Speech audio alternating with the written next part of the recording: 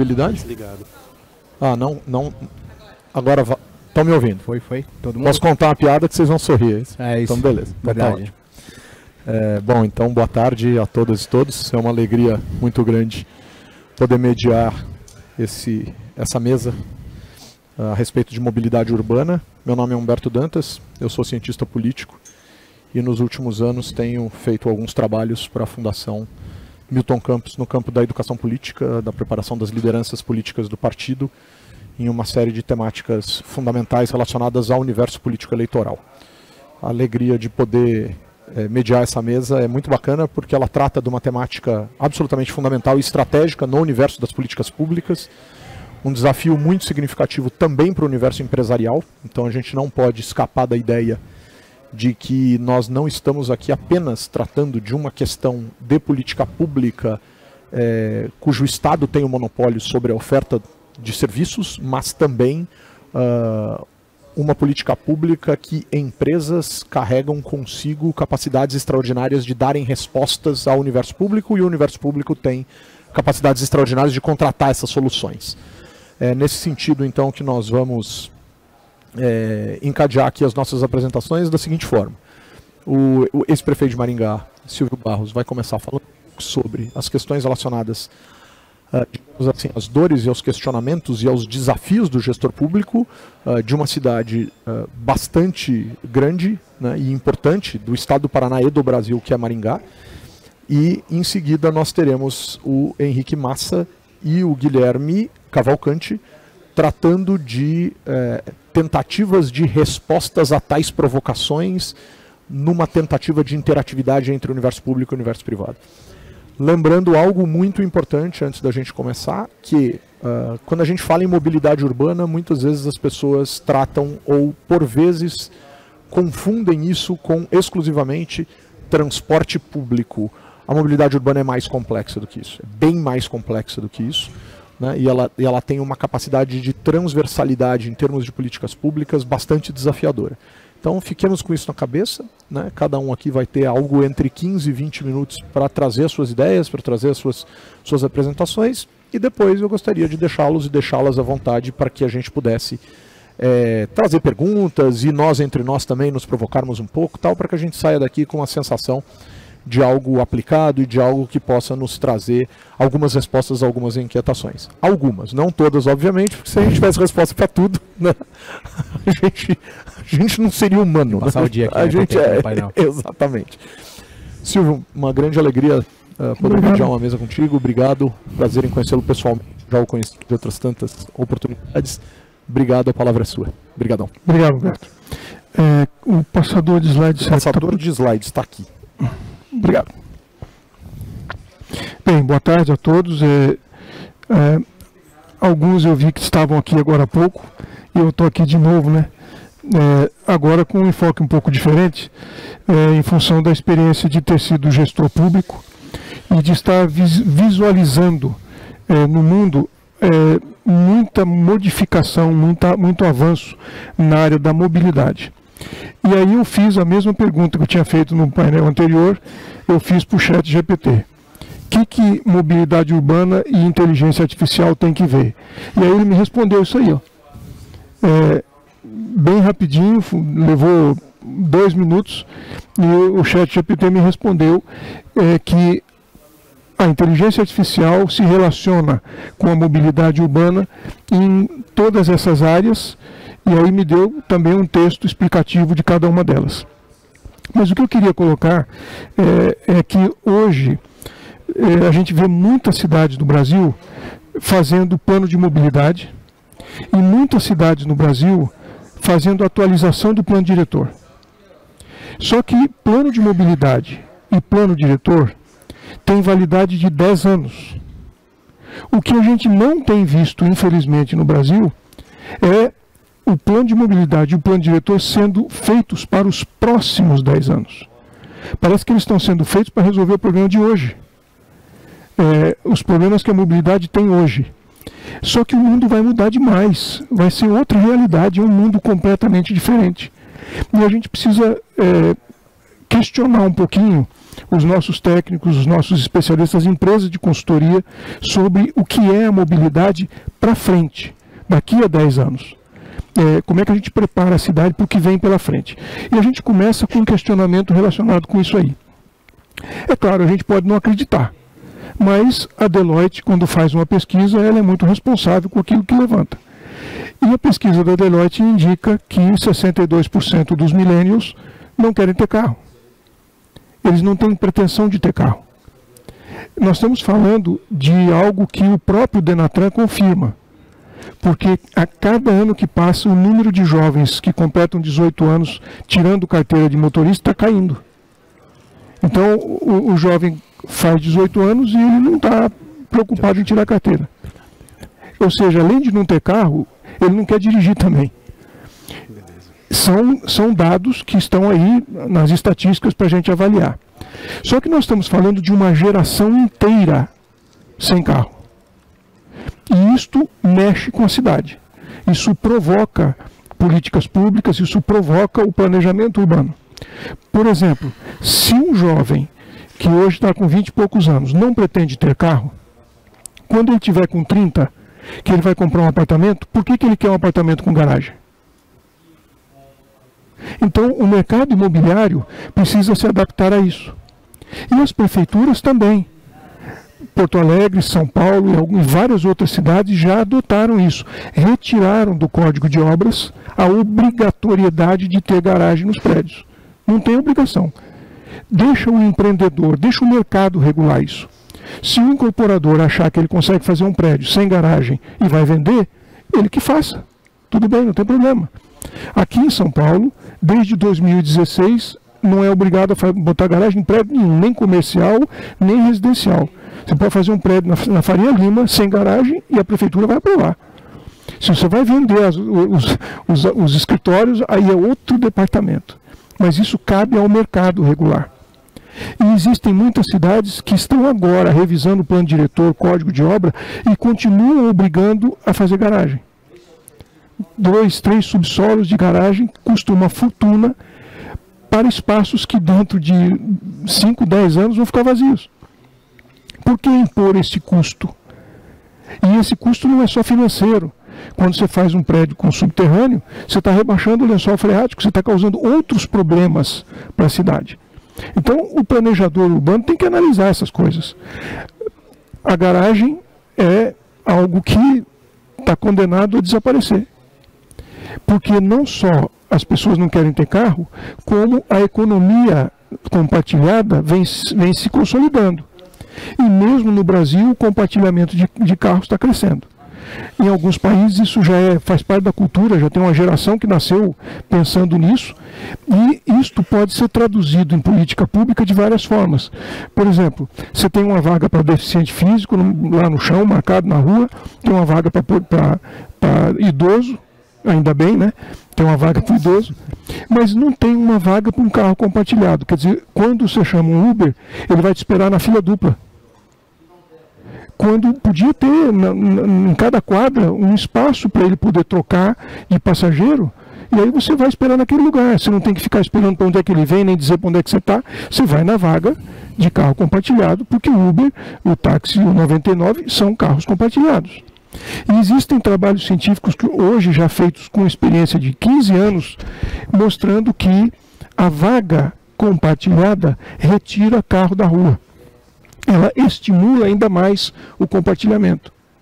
Principalmente se essas vagas estiverem nos lugares mais prioritários, como está a vaga do portador de deficiência e está a vaga do idoso.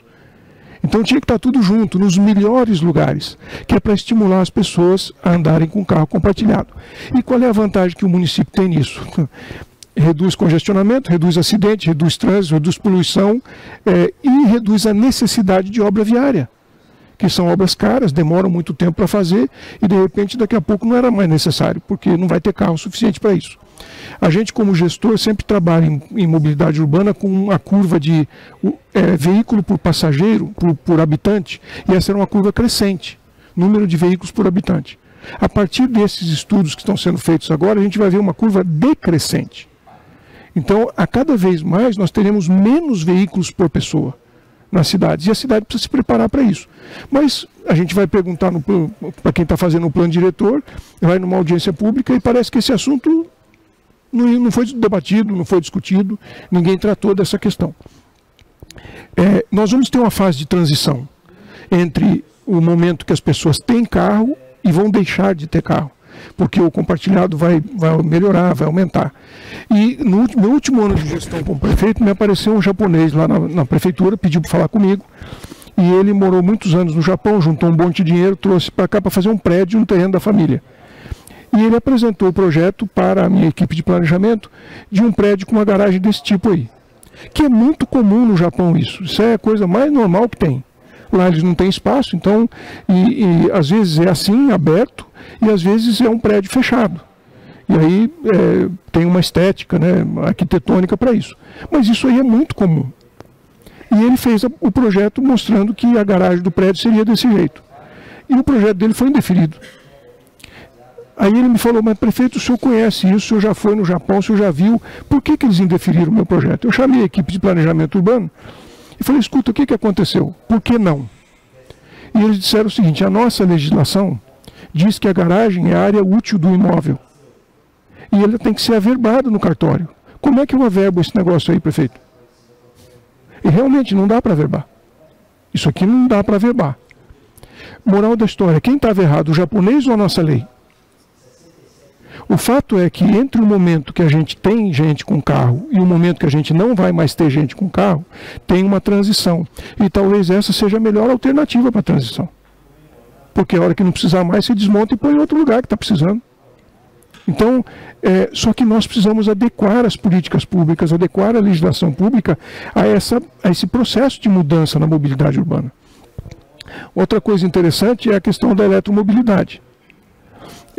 Os números, e a gente tem aqui, o Guilherme vai falar sobre isso com muito mais propriedade do que eu, mas os números indicam, onde existem muitos carros elétricos, que 60% dos veículos elétricos são abastecidos em casa ou no escritório, e 40% na rua. Mas em qual rua? E depois que você definiu a rua, em que quadra da rua? Isso não é chute, isso não é uma questão aleatória. Tem ciência por trás disso, tem business por trás disso. Um carro demora vários minutos para recarregar. Não é? Um posto de gasolina, você enche o tanque em 4 minutos e vai embora. Mas um carro elétrico não é assim. Então o cara vai ter que esperar. E ele espera fazendo o quê? De preferência gastando, né? É o que a gente gostaria, porque são pessoas que têm poder aquisitivo. Então a vaga para o cara carregar o carro não é em qualquer lugar. Isso é técnico, né? E como que nós estamos, enquanto política pública, enquanto plano de mobilidade, enquanto revisão de plano diretor, como é que nós estamos tratando desse assunto? Ou a gente não está tratando desse assunto? Hoje, a vaga com eletroposto no prédio é uma opção do incorporador ou é uma obrigação do código de postura? E se não é uma obrigação, por que não é uma obrigação? Quer dizer que se o cara faz um prédio e não coloca o eletroposto, ele está dizendo para os proprietários de carro elétrico, ou aquelas pessoas que querem ter um carro elétrico, que eu agradeço muito, mas não quero vender apartamento para você. Porque senão depois como é que ele faz? Mas existem soluções até para colocar o eletroposto depois que o prédio está pronto. Mas isso precisa ser estudado, essas coisas precisam ser abordadas de alguma forma pela política pública. E a outra coisa que a gente precisa considerar é que já está homologado no Brasil entrega por drone aéreo. Isso vai tirar motoboy, vai tirar o pessoal da bicicleta da rua, vai tirar as vans de entrega. Isso vai mudar um pouco o perfil do comportamento da mobilidade urbana, porque, como disse o Humberto, mobilidade não é só transporte público. Mobilidade é como você movimenta cargas e pessoas dentro do perímetro urbano, né? Mobilidade urbana. Então, isso aí vai fazer diferença. E a gente tem que levar em consideração que uma das propostas de solução é mais ou menos isso que está aí. São pontos em bairros e provavelmente em espaços públicos aonde os drones vão chegar para buscar encomendas e para trazer encomendas. E as pessoas, num trecho que ele pode caminhar, não precisa ir de carro, ele vai buscar a encomenda dele. E tudo vai ser automatizado. Tudo isso vai precisar de inteligência artificial. Então esses pontos esses, vamos chamar de drone porte, né? A pessoa despacha a mercadoria dele, gera um QR Code e esse QR Code vai abrir a portinha lá do cara que vai receber. O mesmo QR Code, eu coloco a minha encomenda aqui, gero um QR Code, mando para o cara, ele chega lá, passa o QR Code na porta, abre e ele pega a encomenda. E isso é inteligência artificial, isso faz parte desse processo. Mas isso aqui também é um negócio importante. Vejam vocês aí que esse foi o primeiro aeroporto de drones para passageiros que foi apresentado no mercado. Ele foi apresentado ali, a data maio de 2022. Ele foi montado na região metropolitana de Londres como uma apresentação. E aí um dos arquitetos que projetou isso é brasileiro, ele me convidou para ir lá conhecer e eu fui lá para ver como é que esse negócio funcionava. É um aeroporto, gente. Tem loja de souvenir, tem lanchonete, tem o negócio lá do raio-x para você passar a sua maleta de mão, seja lá o que for. E aí tem uma plataforma que levanta, abaixa e tal, para o drone poder embarcar e decolar. E metade desse aeroporto, me surpreendeu um pouco isso, é uma estrutura para atendimento, um ambulatório para atendimento emergencial. Porque eles estão convencidos de que o drone vai substituir a ambulância. Como ele pousa e decola verticalmente, ele vai até o acidente, pega o passageiro e traz, em vez da ambulância ficar presa no congestionamento. Então o aeroporto tem toda uma estrutura para o primeiro atendimento. Então a pessoa chega do drone e já é atendida ali. E eu fui lá ver esse negócio, olha o tamanho do drone. Nós estamos falando de um negócio grande, não é coisa pequena.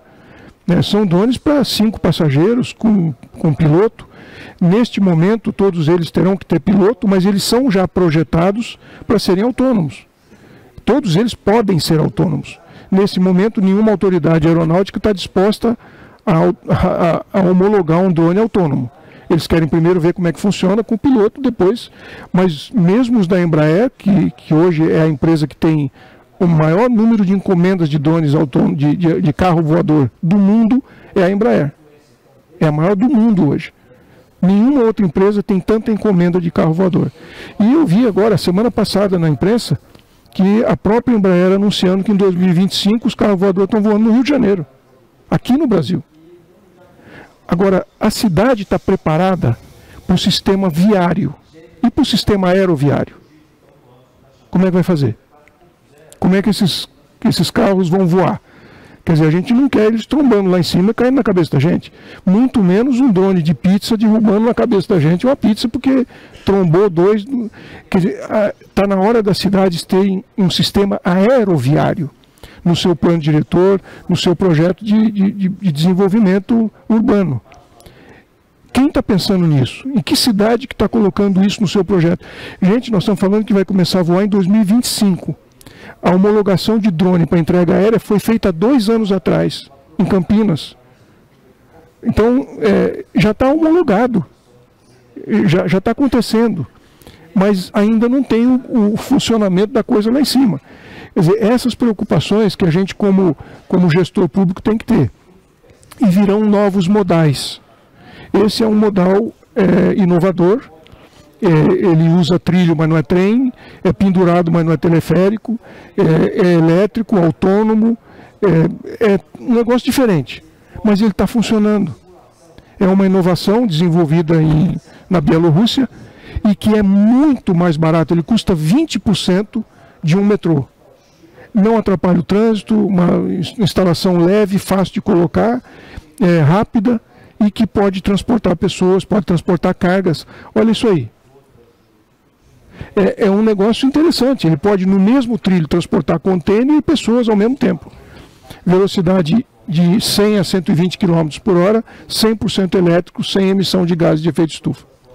E a gente foi conhecer isso aí, eu fui lá na Bielorrússia para ver se isso era verdade ou se era só uma ideia. Está funcionando.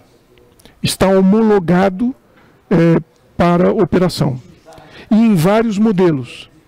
Esse aqui é um modelo de transporte de carga. Olha que coisa impressionante. transporta um container e o trilho nem empena, nem faz barriga. É um negócio totalmente diferente do que a gente está acostumado. E o pessoal dessa empresa, eu já estou terminando, propôs o seguinte: o nosso projeto ideal é pegar uma cidade que tem um porto grande no meio da cidade, onde o trânsito de caminhões com container, com bitrem, atrapalha a cidade e desvaloriza o centro, porque é muito barulho, é muito movimento. A gente faz o terminal fora da cidade e leva por cima até o navio. E libera o centro da cidade para valorização urbana. Tem muitas ideias que podem mudar radicalmente a maneira como as cidades funcionam. E tudo isso está na modalidade, está na mobilidade do futuro. Como as nossas cidades estão tratando disso? De que maneira a gente vai conseguir sensibilizar os gestores públicos e geradores de políticas públicas de que este é o mundo que nós vamos ver nos próximos anos. Não é o mundo que a gente tem hoje. É outra coisa. E aí eu não sei como é que vamos resolver isso, mas quem sabe o Henrique e o Guilherme contam para a gente que solução nós temos para esses problemas. Obrigado. Muito bem. Interessantíssimo. Acho que realmente a gente tem o desafio, primeiro de tentar buscar as respostas, mas de fato acho que o ponto central dessa colocação, Silvio, acho que é essa do planejar, né? Do conseguir ver adiante o que nós teremos. E aí, com esse objetivo, eu vou passar a palavra aqui para o Henrique Massa. Obrigado. Que vai tentar trazer algumas respostas a estas, eu não vou nem dizer provocações, eu acho que essas inspirações, quer dizer, eu acho que provocação vai num outro sentido, né? Eu acho que o que a gente tem aqui são inspirações e respostas concretas que precisam ser trazidas para a nossa realidade, não que a gente não tenha, não que a gente não esteja procurando, mas eu acho que é bem interessante que a gente possa pensar. Então, Henrique, obrigado. Obrigado, Fica à vontade. Obrigado, prefeito, aí, pelas contribuições e pelas inspirações, como disse o Humberto. Primeiro me apresentar, eu sou Henrique Massa, sou do Grupo Áquila, uma empresa de consultoria em gestão.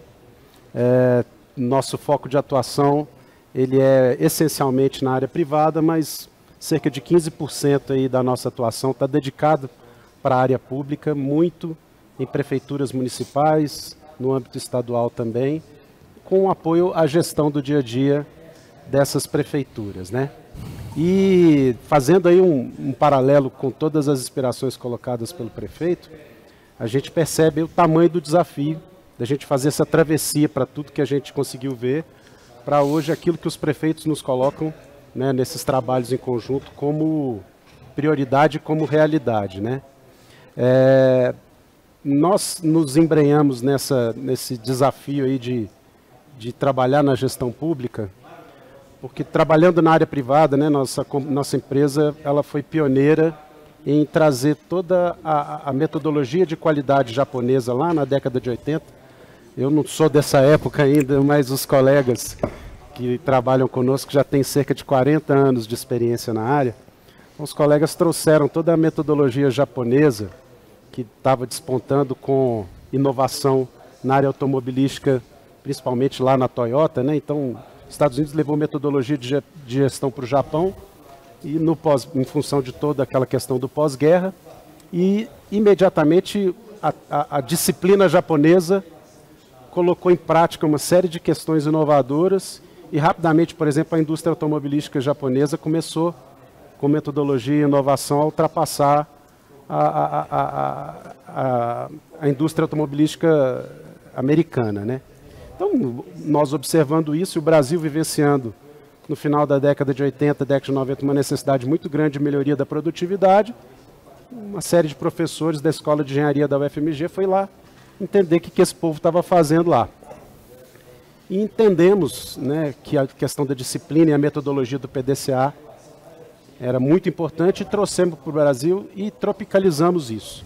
Aplicamos nas maiores organizações, o senhor já deve ter ouvido, né, a metodologia da Ambev. Então isso fomos nós os precursores disso lá atrás. E certa vez vivenciando no Grupo Martins, lá em Uberlândia, um desafio dentro do Grupo Martins, né, com um grande atacadista e varejista, dono do Martins, ele era vice-prefeito de Uberlândia. Ele caiu nessa arapuca de entrar para a área pública. Quando ele chegou lá, ele falou, rapaz, vocês estão me ajudando aqui, vem para cá, porque o negócio aqui é feio. E aí foi a nossa primeira experiência de tentar organizar, apoiar os gestores dentro da área pública, e de lá para cá a gente desenvolveu muita metodologia. Hoje estamos reconhecidamente como um foco de metodologia e gestão na área, na área pública, principalmente na área municipal. Nós suportamos o Prêmio BAN de Cidades Excelentes há 3 anos já, com a nossa metodologia. Somos parceiros do grupo na elaboração do prêmio, que premia as melhores iniciativas na área pública, na área municipal, para a gente não só criticar o gestor público, né? Dar voz para o bom gestor público e fazer com que ele suba no palco, que é o que a gente costuma dizer lá, que a gente protagoniza lá o Oscar da gestão. Então, metodologicamente, rapidamente falando, até para tentar fazer um paralelo com o que o senhor colocou, nós, depois, porque 30% da nossa força de trabalho no ACLA está no exterior, em função de toda essa interação de metodologias mundiais, a gente tem sede hoje na Suíça, temos sede em Portugal, temos sedes na Austrália, temos um centro de estudos em Boston, e temos brasileiros e contratados locais, desses locais todos, nessas empresas. O que a gente começou a perceber? Que a excelência na gestão vem da área pública. Então, todas as boas ferramentas de gestão que hoje são aplicadas nas empresas privadas, elas vieram inicialmente da área pública. Os senhores já devem ter a oportunidade de ter acompanhado meta nas organizações. A meta é verde, vermelha, porque vem do farol, vem do sinaleiro. Então, em todas as necessidades que nós temos de nos organizarmos minimamente para viver em comunidade, a gente aprendeu isso dentro de práticas públicas. Então, por exemplo, uma faixa de pedestre, você vai nas empresas que tem área de segurança, você vê lá uma faixinha de pedestre. Então, inclusive no exterior, a excelência vem da área pública. Nós, quando fomos, por exemplo, estruturar nossa empresa na Suíça, eles deixaram a empresa aberta, eles nos chamaram para fazer um business plan da companhia lá. A partir do momento que o business plan nos chamaram, apresentamos, nós vamos contratar 30 locais, nós vamos trabalhar com as pessoas aqui. Em 3 dias a empresa estava aberta, estava tudo funcionando. Então, a gente não tem o costume de ter essa vivência, mas essa é a nossa realidade. E trabalhando, então, né, nas prefeituras, hoje nós temos ativos cerca de 20 projetos em algumas prefeituras, e já temos experiência de ter trabalhado em mais de 400 prefeituras para dar apoio na questão da melhoria da gestão. O que a gente normalmente encontra no aspecto específico da mobilidade urbana? Quais são as maiores reclamações das pessoas em relação à mobilidade urbana quando a gente está dando um apoio à prefeitura? Buraco na rua. Então nós estamos falando uma série de inovações aqui, e a gente sempre pensa para 10 anos e tem que pensar para mais 10, mas o grande desafio, e o senhor sabe isso melhor do que qualquer um de nós aqui, que o senhor esteve pilotando o avião lá no Manche mesmo, o senhor sabe que os desafios são enormes. Então, dentro até do modelo do Prêmio BAN, o prêmio tem uma questão importante, que as prefeituras podem mandar projetos. E elas mostram, né, o prêmio ele é feito em cima de 67 indicadores de fontes primárias. Esses 67 indicadores são combinados dentro de 6 eixos. E o que a gente chegou à conclusão? Que equilibrar todos esses 67 indicadores nesses eixos, e um dos eixos é infraestrutura e mobilidade urbana, é que trazem um sentimento de que aquela cidade é excelente. Então, por isso que o nome do prêmio é Prêmio BAN Cidades Excelentes.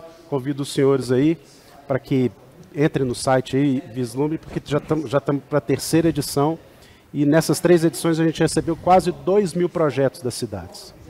Desses 2.000 projetos, ontem eu pedi o pessoal para fazer o levantamento para a gente, 50 apenas na área de mobilidade urbana.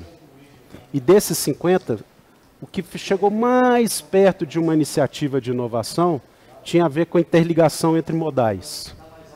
Então, ou fazer uma integração adequada entre linhas de ônibus, que é bacana, né? Mas, assim, a maior parte daquilo que hoje os agentes públicos entendem como necessário para dar mobilidade urbana ainda está no investimento na infraestrutura. Então, a abertura do Humberto foi brilhante, porque a questão da mobilidade urbana ela vai muito além do veículo que está ali.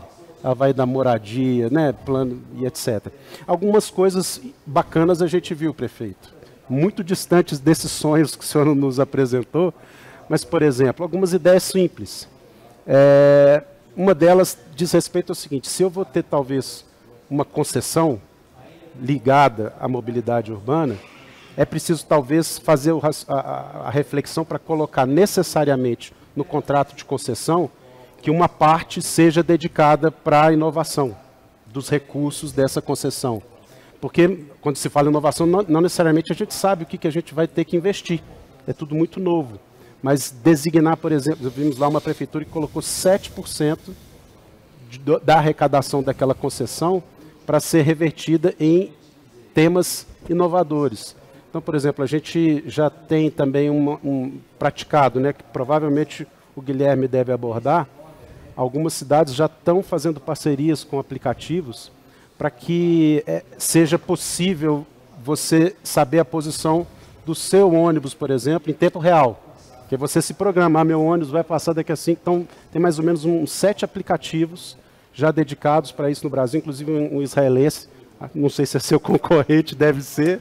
Mas, então, assim, essas iniciativas, né, de utilizar parte de um modelo de concessão para dentro dessas necessidades, talvez a gente comece a se aproximar daquilo que precisa ser feito na escala que o senhor colocou de 10 a 20 anos, mas o desafio é muito grande. O desafio é muito grande, porque a grande demanda, inclusive da população, ainda é mais ponte, mais estrada, né? Não é uma demanda exclusiva, então é preciso ter uma educação mesmo de que a realidade que se apresenta no futuro aí é bem diferente do que talvez a gente esteja investindo e dedicando tempo para ela, né? Passo a palavra ao colega. Obrigado. Sigo à disposição. Muito bom, muito bom. Bom, Henrique, acho que extremamente importante, né? E existe um desafio adicional posto por você nessa sua colocação, que é efetivamente uma transformação cultural, né? E uma ressignificação de uma série de questões fundamentais. Seguimos então em busca de algumas respostas e alguns desafios dos mais expressivos, e eu vou passar a palavra para o Guilherme Cavalcante. Obrigado, Guilherme. Obrigado. Uma alegria tê-lo aqui. Obrigado. Vamos lá. Obrigado. Boa tarde. Opa, obrigado. Primeiro, obrigado pelo convite, agradecer o convite. Acho que fico feliz em ver exemplos aqui, né, tanto de poder público quanto privado, mas principalmente do ex-prefeito aí, que pô, em loco ia conhecer, que pra gente é um desafio, né? Eu acho que a gente, tanto na questão de agenda, eu acho que as startups sempre ficaram fora das agendas, né? Então, hoje está sendo pra gente um orgulho estar participando, principalmente de fóruns assim, trazendo a visão da startup, né, de quem está ali na ponta do empreendedor, que traz a solução, né, torna-se a solução realidade. Vou falar um pouco para vocês aqui, né? Então, eu sou o Guilherme Cavalcante, sou o CEO, fundador da Alcorp.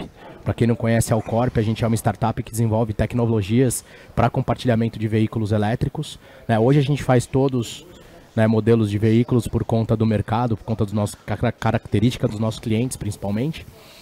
Mas vou passar um pouco para vocês aqui, um storytelling aqui, falando até de inteligência artificial, olhando para a mobilidade.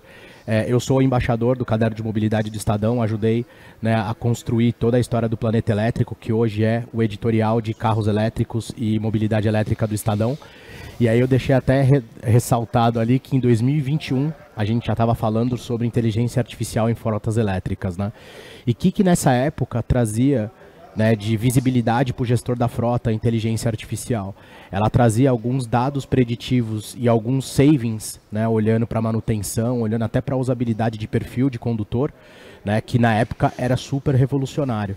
Lá fora a gente já via, né, então era, né, quando a gente falava em frota pública, chegava para um gestor de frota pública do interior e falava para ele, pô, você consegue embarcar o meu software aqui, a nossa tecnologia, e você vai ter uma série de resultados. Aí o cara falava, aonde já fizeram isso? Eu falava, pô, em Berlim já tem, em Nova York já tem. Ele, pô, fui em Nova York e eu não vi isso, diferente do senhor, né? Então, acho que na época a gente tinha um desafio muito grande, que era convencer, né, tanto o poder público quanto o privado, que essa tecnologia realmente ia ser uma tecnologia que ia impactar no futuro hoje, né? Então, em 2019, quando a gente fundou, né, o Corp, era um grande desafio. hoje a gente já está falando, até em 2022, a gente fala muito sobre os impactos, né, da Web3 na mobilidade, né? Hoje a gente já fala em blockchain, hoje a gente já fala, né, em uma série, né, de olhares aí preditivos, usando inteligência artificial, usando machine learning, que a gente vai ver aqui para frente. Achei legal também colocar aqui algo que hoje a gente fala muito com os nossos clientes, que é a questão, né, de convencimento, por que ele vai investir em inteligência artificial. Então esse foi um report aí da IBM, que a gente pode ver ali, né, que o retorno sobre investimento em projetos que usam inteligência artificial tem um retorno de 337%. Né, que isso quer dizer? Aqui também envolve saving, envolve um monte, né, de outros indicadores, mas o principal deles é que a partir do investimento, vamos colocar aí redondo, né, de $1.000 em inteligência artificial, em muito pouco tempo a companhia vai ter aí um retorno aí de aproximadamente milhões. Né? Então se a gente está falando em 337 aí numa escala de uma empresa, né? Precisão, né? Então a gente está falando aí, né, de escala, que tem até o exemplo do Bradesco, que automatizou, né, a questão do atendimento de respostas, então teve uma precisão muito grande, então o ChatGPT, né, trouxe para a gente aí uma nova realidade do mercado. E como a gente fala em startup, modelo de negócio escalável, se a gente não tiver inteligência artificial, eu nunca ia ter, né, gente atendendo 24/7 como eu tenho hoje, né? Hoje eu vou mostrar para vocês, né, a gente já tem. Então a IBM está olhando muito para esses 3 principais pilares, né? Que é o ROI, que é o retorno sobre investimento, a eficiência do uso de inteligência artificial dentro de operações, principalmente olhando para a mobilidade, e a escala. E foi baseado nisso que a gente desenvolveu o nosso software, a nossa plataforma, né? Hoje a Alcorp, né, com muito orgulho, a gente é uma plataforma de tecnologia 100% nacional, referência global em compartilhamento de veículos elétricos. O nosso software, ele olha muito para o front-end, né? Então a gente olha muito para como a gente vai customizar isso. Então hoje eu tenho software, né, customizado para grandes montadoras, mas pode ter para uma prefeitura. Né? Então, pô, a gente está indo agora, né, com uma parceria muito grande com a Stellantis, e a gente já está olhando que a Stellantis né, tem algo muito maior de entrega, né, de benefício para a cidade de BH, né, onde fica a planta deles, que eles podem ter o BH Sharing. Né, e o BH Sharing ser todas as marcas da Stellantis levando, né, tecnologia, né, para uma cidade que é extremamente caótica. Eu não sei quem já conseguiu pegar ou já perdeu um voo em BH, né? Sabe isso? Confins, né? Confins, exatamente, né? Confins do mundo, exatamente. Então o nosso primeiro desafio é esse. Em todas as reuniões eu fico provocando eles, cara, meu objetivo agora é não perder voo mais em BH. Né? Então a gente olha muito para essa questão do machine learning, do IA, né? Como a gente traz isso, né, para um poder aí, né, maior de escala, para um poder de analítico, né, do nosso time. Aqui um grande entregável, né, da nossa plataforma como negócio. Então hoje tecnologia, olhando para a eletrificação, é um mar azul aqui no Brasil, né? Então em alguns países já é um mar vermelho, você já tem, né, como nos Estados Unidos, que você já tem a Tesla extremamente solidificada, mas aqui a gente pode ver, né, isso aqui foi uma foto que eu tirei de cima do meu prédio, então aquilo ali foi antes da pandemia, 15 dias antes, né, dá pra ver a crosta cinza, e aqui foi 15 dias depois do lockdown, quando tiraram os carros da rua. Então esse é exatamente o impacto de quando você pega um micro, né, local, né, um bairro, e tira, né, metade dos carros a combustão e substitui por carros elétricos, né? Então você já tem um impacto real, né? Então isso é o que a gente olha hoje para o mercado ESG, né? Então todo mundo fala que é verde, todo mundo está salvando o planeta, então quem está poluindo, né? Essa é a pergunta que a gente está se fazendo, né? Eu também participo como founder, né, do Pilar, que é o que eu vou falar aqui agora, né? A gente está dentro do Cubo do Itaú hoje, né? A gente é Cubo Partner, e aí dentro do Cubo a gente desenvolve soluções junto com o Bike Itaú, o VEC foi a gente que fez, junto com o Connect Car. Então em breve quem é usuário do Connect Car de tag vai ter uma série aí de inovações vindo, né, da tag do carro, transformando o carro em meio de pagamento, transformando o carro, né, em uma série de gerador de dados, né, para que a gente consiga tomar decisões. Os nossos mantenedores, né, Stellantis, TIM e Jaguar, que hoje estão fazendo um trabalho, mas dentro do Cubo a gente tem essa preocupação de tudo que sair lá ter o envolvimento de dados, de inovação, de predição e que principalmente de escala para o setor governamental, né? Que é o que eu falo aqui. A gente tem hoje 3 grandes pilares que a gente trabalha, né? Então a gente tem o nosso software, que é o software, né, White Label B2B, que a gente faz aí para as empresas. A gente tem a Flow, que hoje é o nosso serviço, né? Eu convido a todos depois a baixar o aplicativo, que vai ter um videozinho aqui. E a gente tem hoje o primeiro, a Smart Coin, né? Foi o primeiro token olhando para a mobilidade elétrica, que também é um case global, né, que a gente trouxe para as montadoras hoje, que eu vou mostrar para vocês aqui mais para frente.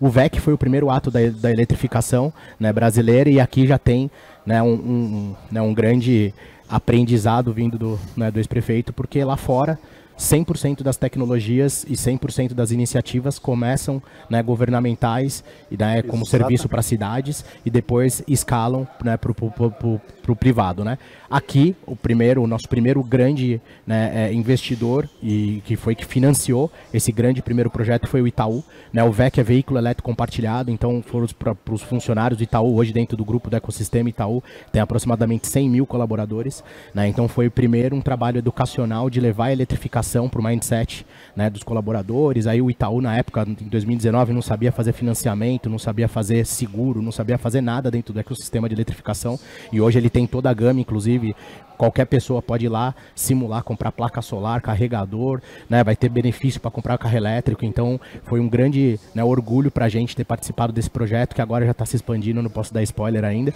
mas ele já está se expandindo aí para, né, um B2C aí que vai para todo correntista do Itaú.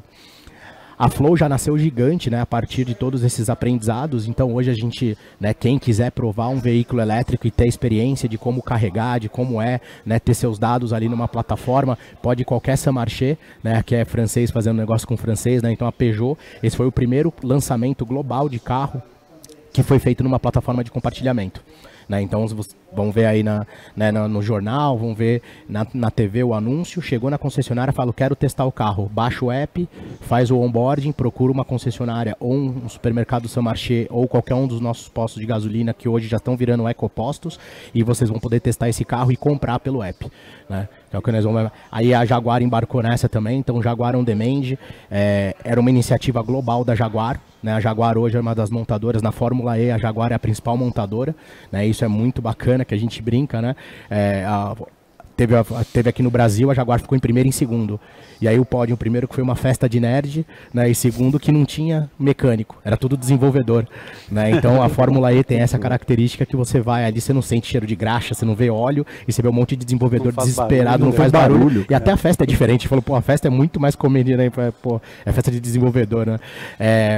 Mas foi bem bacana, porque assim, a Jaguar trouxe essa plataforma para cá, que é o Jaguar On Demand, e hoje qualquer pessoa que tiver, né, os dados válidos, e aqui por baixo dessa plataforma tem muita inteligência artificial, tem muito machine learning, que a gente entrega dado, conhecimento, entrega um monte de dado preditivo para a Jaguar tomar decisões futuras, né? Então o que a gente está fazendo tanto com a Stellantis, né, com a Peugeot, quanto com a Jaguar hoje, eles estão tomando decisão para a Rota 2030, para quando lá em 2030 eles começarem a vender só carros elétricos, eles começarem as pessoas não comprar mais carro, os imóveis já não vão mais ter, que esse ponto que você falou dos imóveis é legal, que a gente vai mostrar aqui.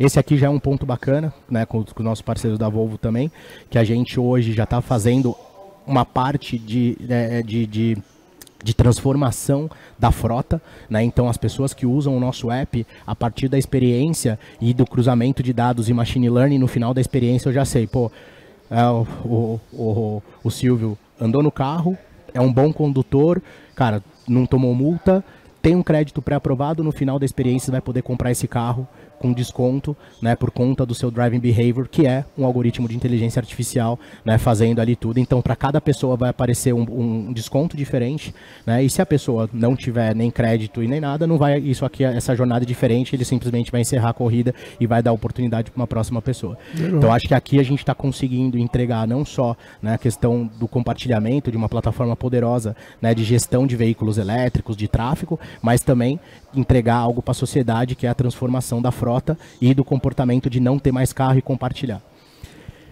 Aqui é na prática, né, como funciona o algoritmo, né? Então a gente tem, né, todo um mapa onde os dados estão rodando atrás, e aqui inclusive a gente consegue rodar até inteligência artificial como um Google, né? A gente pergunta para a Flow aonde está, né? Então aqui se eu pergunto para a Flow, aonde as rotas se cruzaram, ela me entrega aqui. Se eu perguntar a Flow aonde os meus usuários tiveram problema de carregamento, ele já dá os pontos, e a partir daí a gente toma a decisão de espalhar a nossa rede de recarga e aonde a gente vai colocar todos os nossos pontos, né? Então isso para a gente está sendo super importante, né, ser orientado a dados e ter, né, os nossos algoritmos funcionando a partir do negócio.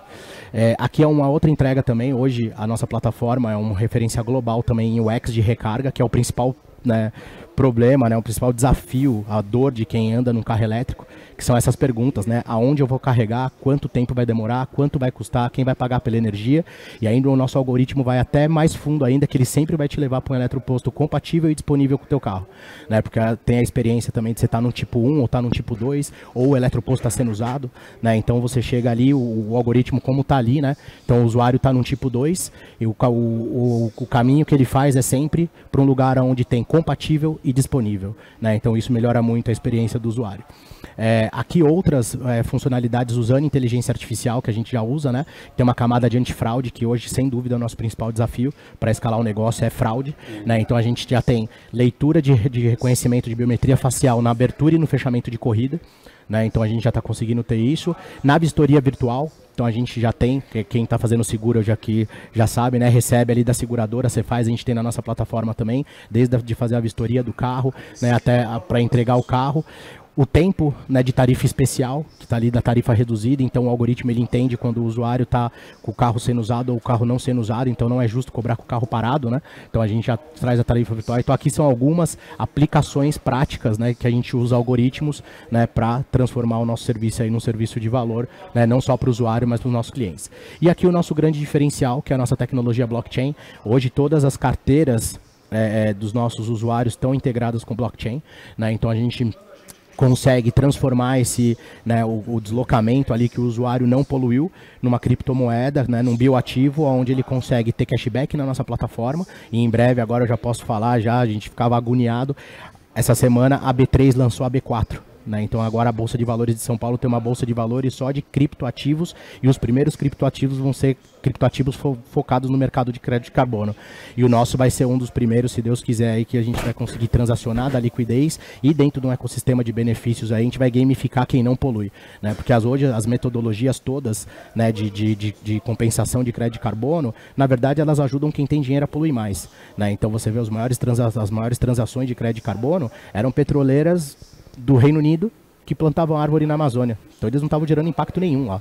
Né? Então com a nossa metodologia a gente ajuda quem, né, salvou aquela crosta cinza aqui, ser gamificado aqui e ter benefícios aqui. Então na nossa plataforma vai poder pegar bike de graça quando tiver, vai poder pagar com essa moeda, vai poder pagar a cancela no Connect Car, vai ter acesso a pré-lançamento de veículos novos das montadoras parceiras. Então a gente já está construindo todo um ecossistema, né, para dar liquidez nesses tokens, que é exatamente isso aqui. Né? Então hoje, né, a cada uma tonelada a gente ajuda as empresas a anexar, né, o NFT dentro do relatório de sustentabilidade e justifica que ele tem que compor um portfólio de iniciativas e não simplesmente só comprar crédito, né, na Amazônia. E cada empresa que faz isso, né, a gente está no blockchain Celo também, que é hoje um dos blockchains, né, mais sustentáveis do mundo, e a gente transforma isso em cashbacks para os nossos usuários num primeiro momento.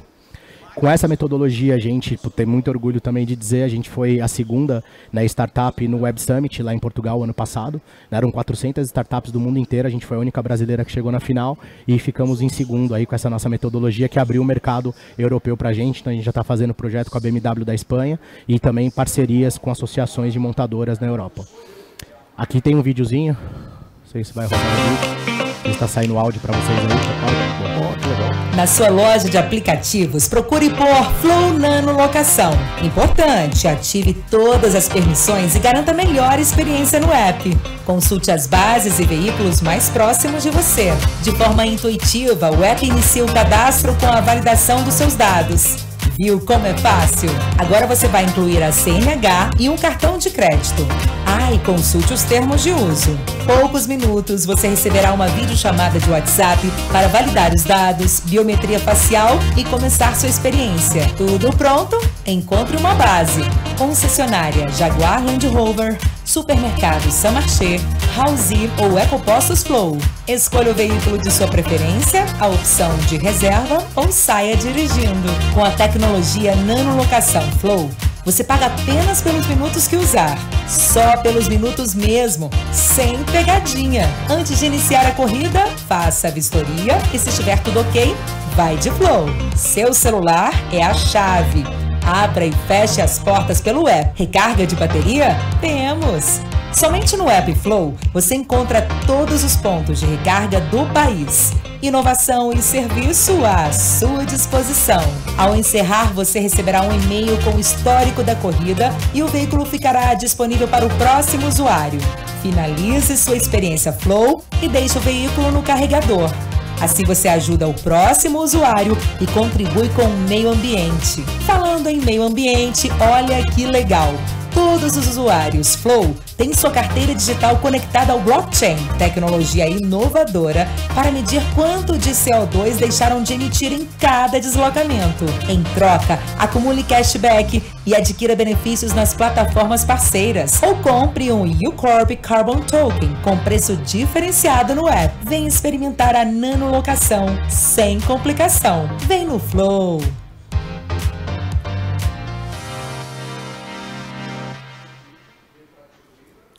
Quiser baixar o QR Code aí, depois eu boto para vocês aí um voucher para vocês testarem. Mas acho que aqui a gente mostrou bastante, né, exatamente toda a jornada e alguns exemplos, né? Então a Halsey, junto com a Vitacom, que é o baita parceiro nosso que a gente tem as nossas bases, já tem prédio que não tem vaga.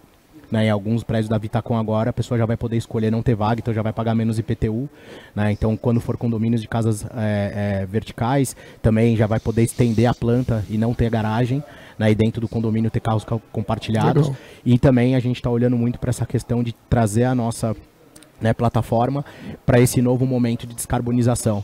Né? Então, como que a gente consegue incluir todas essas empresas e parceiros que estão com a gente, né, dentro desse novo momento de se comprometer. Né? Eu acho que o mais importante é ter um compromisso público, né, de descarbonização, investir em startups. Então, todo mundo pergunta, pô, o que você precisa hoje? Grana. Na startup, todo mundo precisa de investimento e acesso a projetos, né, para a gente botar para rodar. E mais uma vez, acho que a gente tem muito orgulho porque é 100% nacional. Né? Então, a gente por várias vezes participa, né, tanto com a Jaguar Land Rover quanto com a Stellantis. A gente acabou agora de ser indicado para o Stellantis Awards, que é um prêmio que é do mundo inteiro, onde a Stellantis tem operação. Né? Então, a gente tem muito orgulho quando a gente consegue ir, que a gente entende que os caras estão muito mais evoluídos que a gente, fala, nem vamos participar que já vamos perder. Né? E aí fica em segundo em um, ganha outro, né, e recebe propostas, né, para internacionalizar a nossa plataforma. Então, convido todo mundo aí a baixar o app da Flow, né, testar qualquer em uma das houses, Saint-Marchés, alguns dos nossos eletropostos que a gente já está conversando também. Né, a gente tem, né, uma parceria muito grande com a Shell, então os nossos postos são Shell. Hoje a gente tem 3, mas a meta aí é convencer eles de chegar até o fim do ano, né, com os 25 que a gente já mapeou, os 25 a gente arrancar o diesel, botar, né, deixar elétrico, né, esse aí, aquele ali que mostrou, ele já está. Ele já só tem etanol e elétrico e pelo nosso sistema só consegue carregar pelo etanol. Então, mais uma vez convido vocês aí, obrigado pelo convite e é isso aí.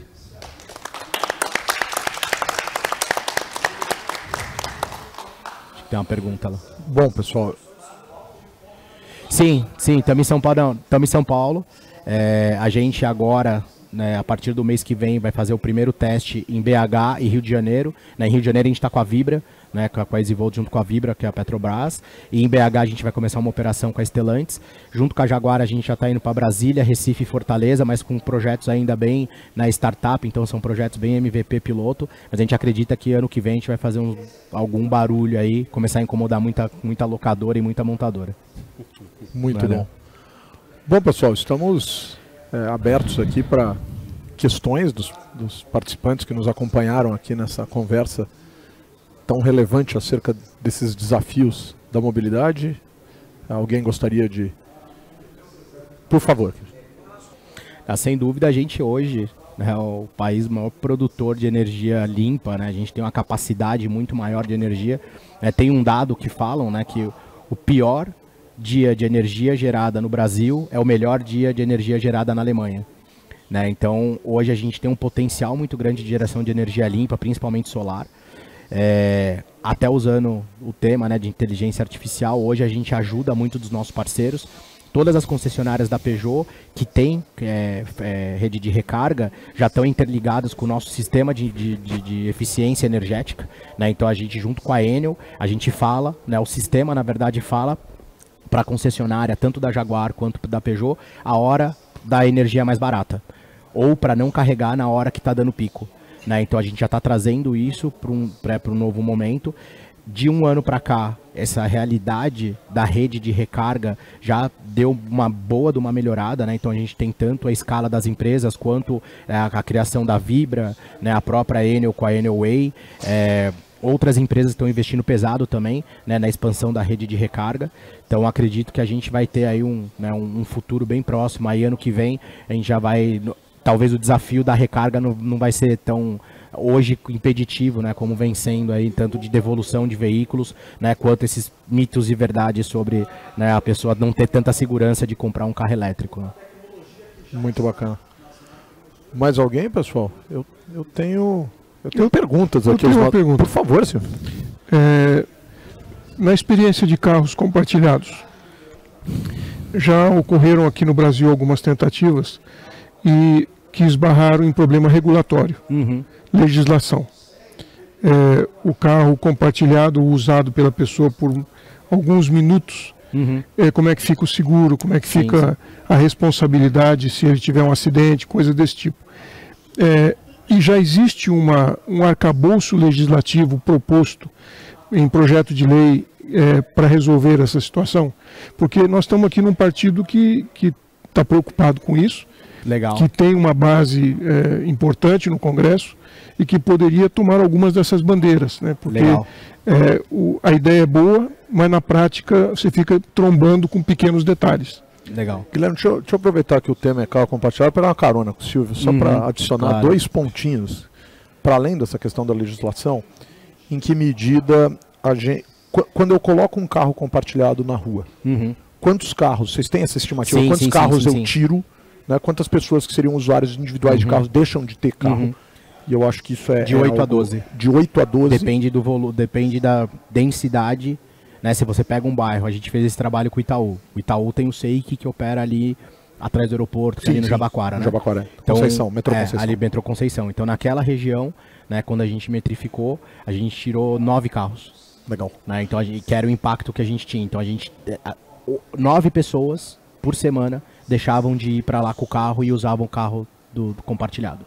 Né? Então, automaticamente, né, a gente começou a ter problema com os estacionamentos em volta, né? Que aí os caras começaram, pô, vocês vão quebrar a gente, né? E a gente começou a ajudar os caras a dar carregador de graça para eles, aí fizemos um goodwill aí com eles. Mas respondendo bem específico, né, a pergunta do Silvio, eu acho que com certeza a gente vai ter que unir forças aí. Hoje eu faço parte de uma cadeira de nanolocação e veículos compartilhados na ABLA, que é a Associação Brasileira das Locadoras, né? E o principal problema regulatório que a gente tem hoje cruza todas essas linhas, que é a questão da lei que enquadra, né, os veículos quando ele tem uma facilidade de ser furtado na apropriação indébita. Né? Então hoje se roubam um carro nosso, como já aconteceu, chega na delegacia, o cara sai rindo. Porque o delegado fala, não posso fazer nada, você facilitou, você deu um sistema para ele abrir, ele não furtou, ele não roubou ninguém. Ele não chegou com uma arma lá, não quebrou o vidro, não fez isso. E isso esbarra na seguradora, que a seguradora fala, pô, você também facilitou com que pegasse. Mesma coisa o uso. Por que a gente colocou a biometria facial na abertura da corrida? Que a gente já teve problema de, né, uma criança de 16 anos for pego na Blitz usando, já sabia dirigir, e só que ele estava usando o login e senha do pai dele, que era funcionário do banco. Então a gente hoje tem que ter esse controle por conta, né, se tiver qualquer tipo de ocorrências, né, a gente conseguir trazer os dados e conseguir comprovar.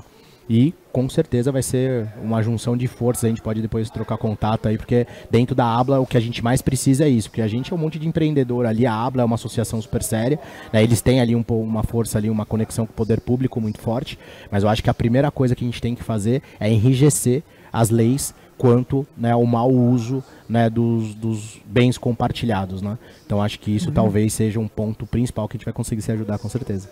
Muito legal. Muito bem. Silvio, a gente falou bastante aqui de veículos, num sentido, por vezes, inclusive, mais individual, por mais que eu tire de 8 a 12 carros, assim.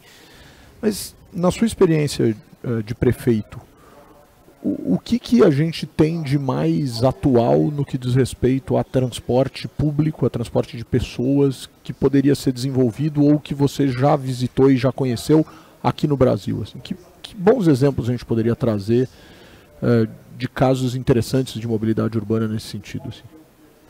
Eu acho que tem vários exemplos, mas a gente precisa adaptar isso à nossa cultura e à nossa realidade.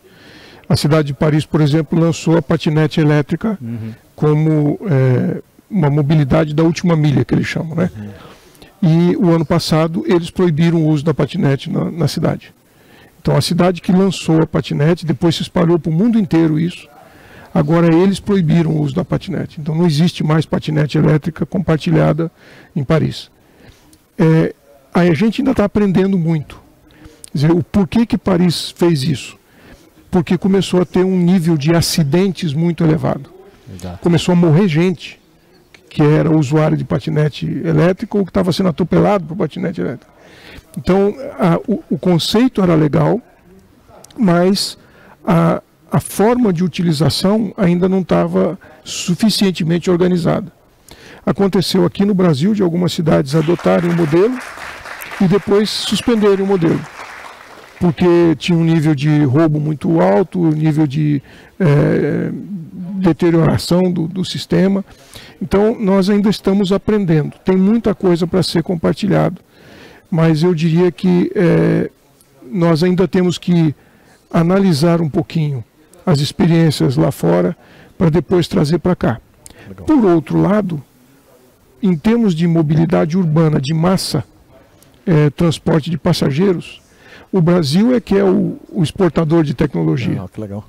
Quer dizer, o BRT hoje está espalhado em cidades das mais importantes do mundo, mas foi um processo desenvolvido no Brasil. O BRT não foi inventado no Brasil, ele é uma invenção inglesa.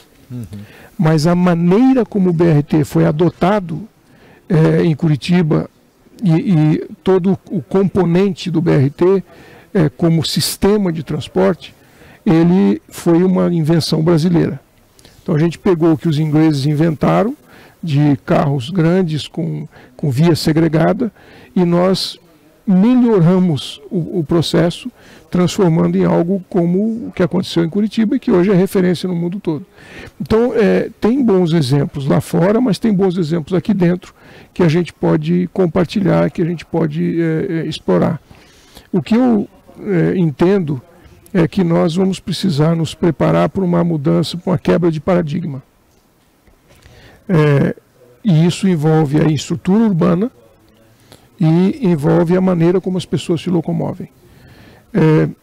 Em alguns lugares do mundo, e no Brasil nós já temos isso, quando você quer compartilhar a mobilidade ativa com o automóvel, você tira o meio-fio.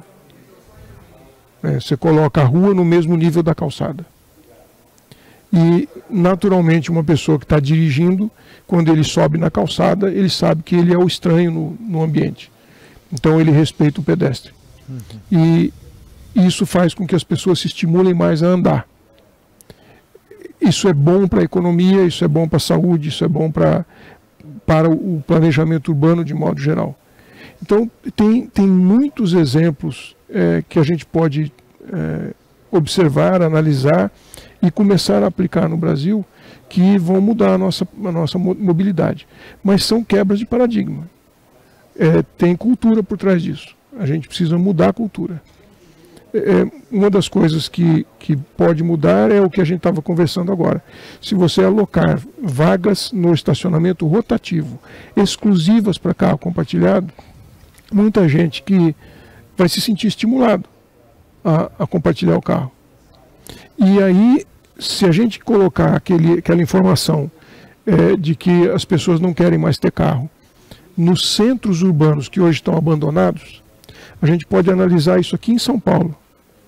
Cruzamento da Ipiranga com a São João. Há 5 anos atrás, talvez 6 anos atrás, a maioria dos prédios naquela região de São Paulo estavam ocupados pelo movimento do sem-teto. Cheio de bandeira, tudo pichado, pintado, uma coisa... Por quê? São Paulo ainda não tinha aprovado a lei que permitia o prédio não ter garagem. E para o dono de um prédio lá no Centro Velho de São Paulo reformar o prédio, ele precisava fazer garagem. Que jeito? Um prédio de 1940, como é que vai fazer garagem? Aí a prefeitura diz, não, mas você pode alugar a garagem num raio de tantos metros. Quanto custa isso? Então, era inviável do ponto de vista do investimento imobiliário. A partir de 2016, quando São Paulo não exige mais a vaga de garagem, vai lá no cruzamento para você ver agora o que aconteceu. Prédios que estavam cheios de bandeira do movimento sem teto, hoje estão reformados e venderam no estalar de dedo.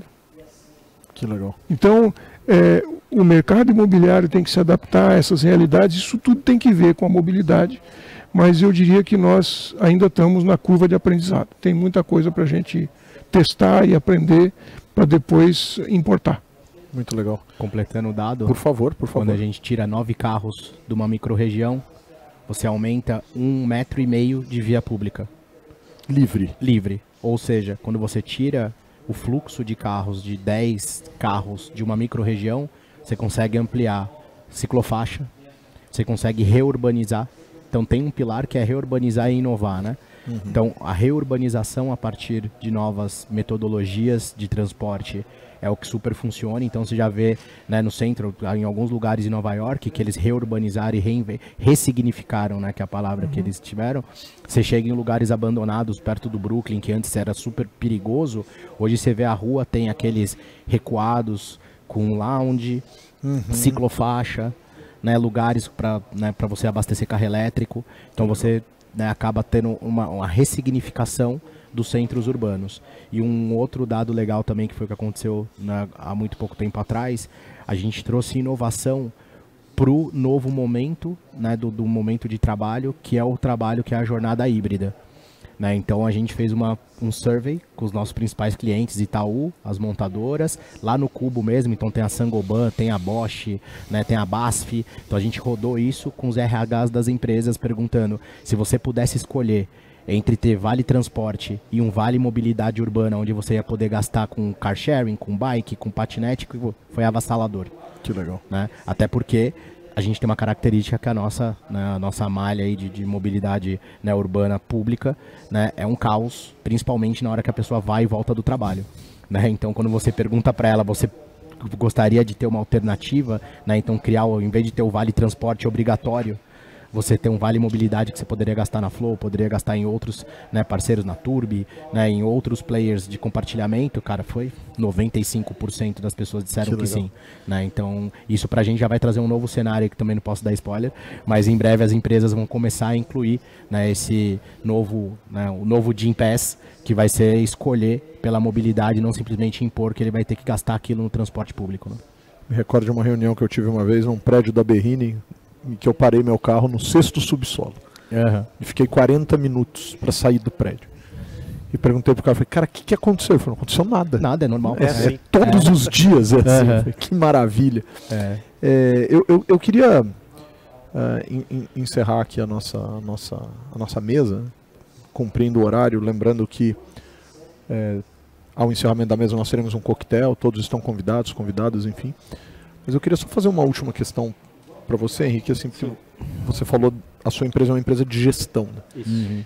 E gestão envolve uma série de outras questões para além do tema da nossa mesa, e eu fiquei aqui pensando em todas as provocações que apareceram quando a gente pensar nos desafios que nós temos para esses próximos 10 e mais 10 e mais 10 anos.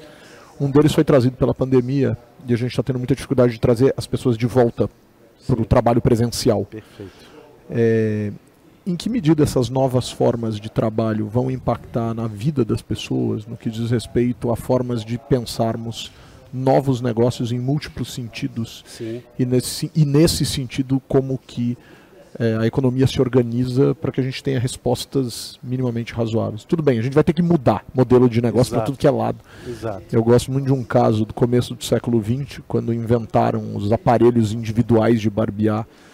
Os barbeiros do Rio de Janeiro fizeram uma paralisação e fizeram um quebra-quebra no centro da cidade, dizendo que eles iam perder negócios. Bom, as pessoas agora se barbeiam em casa. Mas em que medida a gente consegue visualizar novos negócios diante dos desafios da mobilidade? Excelente pergunta. Quando a gente faz essa reflexão que você está falando, inclusive os dados referentes à mobilidade urbana, eles de modo global, assim, na questão nacional, eles estão restritos até um pouquinho antes da pandemia.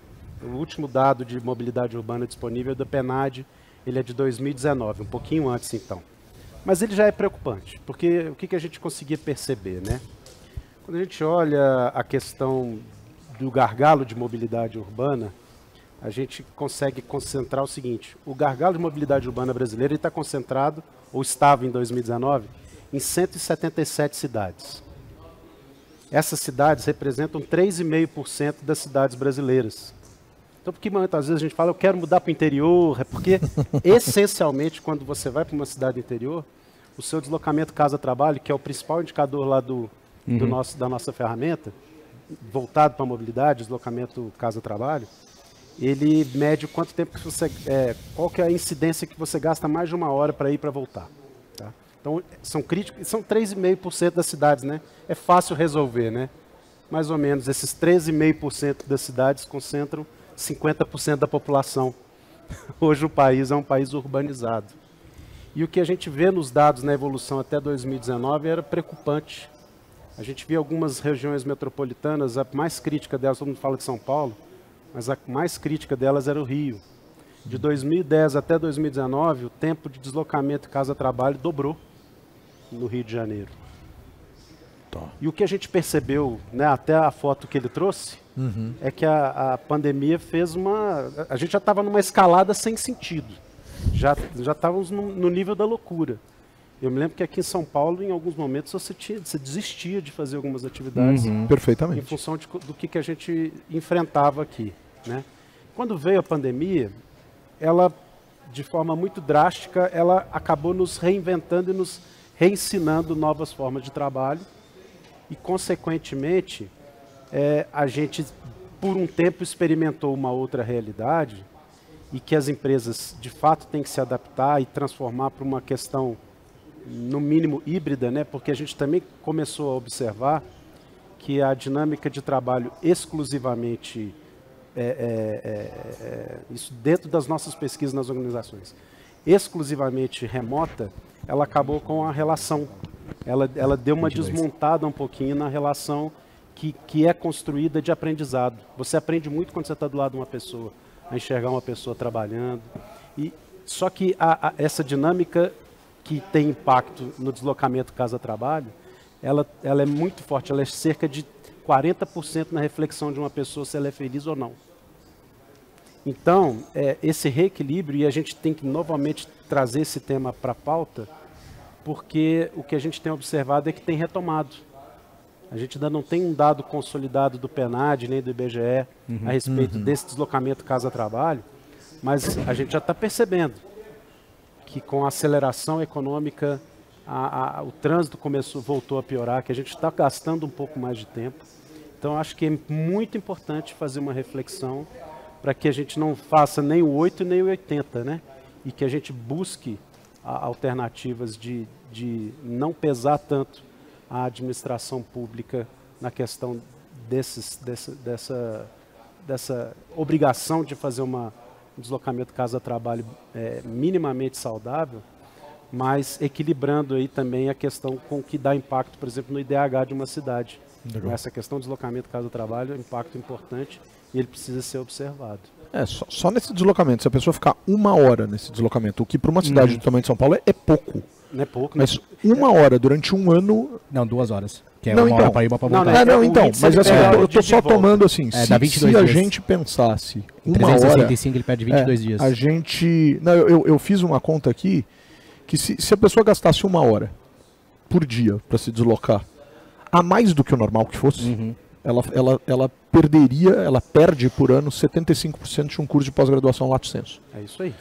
Ou seja, a gente perde a capacidade, inclusive, de nos aprimorarmos, de estudarmos, de nos atualizarmos, só para usar um indicador possível. Em São Paulo são 2 horas. 22 dias com os filhos, né? 22 dias com a família. 22. Tanto que em Paris hoje você tem um conceito da cidade de 15 minutos, né? Isso. Então ele foi implementado lá. Então hoje, né, grandes empresas e grandes empregadores, né, já estão compromissos públicos, né, que eles estimulam os funcionários, inclusive com startups, né, de real estate, que o funcionário more no máximo a 15 minutos da empresa, independente, e na verdade é de bike. Isso. Tá? Então hoje anúncios de carro em Paris, se você vê um anúncio de carro que não é elétrico, a combustão, igual a gente tem no cigarro aqui, o Ministério da Saúde adverte, lá tem o Ministério do Transporte adverte, se puder, compre uma bike.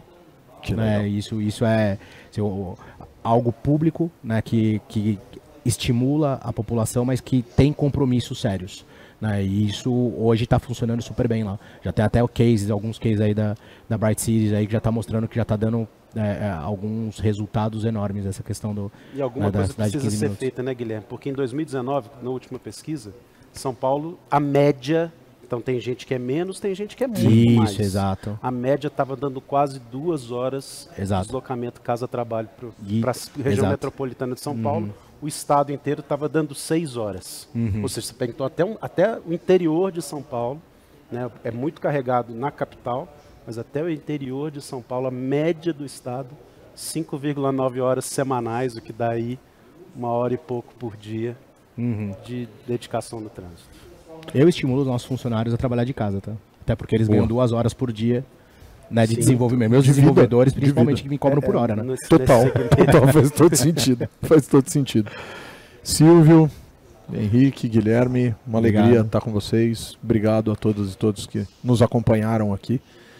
E agradecer à Fundação Milton Campos pela oportunidade de a gente estar pensando e refletindo dentro, inclusive, de um partido político, como bem observou o Silvio, tem um poder de impacto sobre a realidade pública, que nos dá uma expectativa de que nós aqui estamos discutindo a sociedade que nós desejamos para nós enquanto coletividade. Obrigado, pessoal. Perfeito. Bom fim de semana a todos. Obrigado. Passador. Opa! Acho que agora... Muito bem. Como é que faz isso aqui?